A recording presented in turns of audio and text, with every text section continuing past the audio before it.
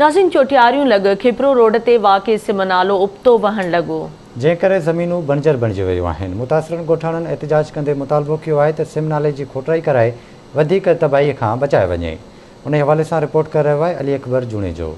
चोटियारियूं वेझो टंडो मिठा खां लॻ करोड़ी रुपयनि जी लागत सां तैयार थियल सिम नालो सही नमूने खोटाई न थियण सबबि उबतो वहण लॻो। जेतोणीकि हीउ सिम नालो इलाइक़े जे अवाम जे फ़ाइदे जे लाइ ठाहियो वियो हो, पर हिन वक़्तु हीउ फ़ाइदे बजाए नुक़सान ॾेई रहियो आहे। इलाइक़े वासियुनि जी 100 एकड़ ज़मीन बंजर बणिजी वई। चोटियारियूं खां खिपरो रोड ते टंडो मिठा खां लॻ वाक़िअ सिम नाले जे मोरीअ ते टंडो मिठा खान ऐं भरपासे जे ॻोठाणनि सैयद जानी शाह, सैयद मर्तज़ा शाह, सैयद शफ़ी शाह, मीर हसन जावरी ऐं ॿियनि जे अॻुवाणीअ में एहतिजाजी मुज़ाहिरो पिणु कयो। एहतिजाज दौरान ॻोठाणनि आवाज़ टीवीअ सां ॻाल्हाईंदे चयो त हिन बोर्ड बि तबाह करे हेॾा सारियूं फसलुनि जे मथां पाणी वही वियो। असांजो पाणी निकिरंदो रहियो, पर असांखे इहा ख़बर जॾहिं पई त जेको आहे पाणी उबतो पियो अचे। उन वक़्त खां बि अचे पियो, पर अॼु ताईं बि उबतो पाणी अचे पियो।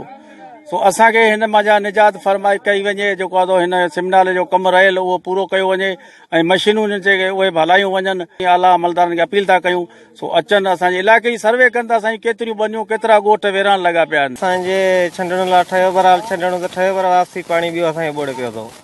न मशीनूं हलनि थियूं, न उन्हनि जो कमु आहे, न छा कुझु बि न आहे।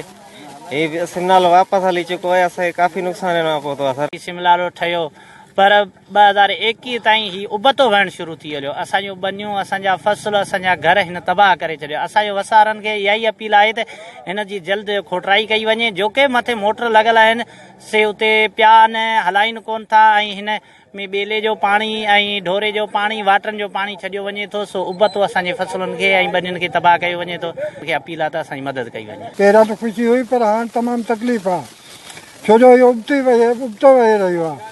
ऐं मथां जेको पलटिजी पाणी असांजे सिम नाले खे गहिरो लॻो आहे। असांजूं बनियूं सॼो बोर्ड में अची वियूं आहिनि। अची अमलदार सर्वे कनि। तव्हां हितां जे मक़ामी ॻोठाणनि जूं ॻाल्हियूं ॿुधियूं। ज़रूरत इन जी ॻाल्हि जी आहे त हिन सिम नाले जी बहितर नमूने सां खोटाई कई वञे, जीअं ॻोठाणनि जूं जेके ज़मीनूं आहिनि उहे बंजर थियण खां बची सघनि। कैमरामैन टीम सां गॾु अली अकबर जूणे जो, आवाज़ टीवी न्यूज़, चोटियारियूं।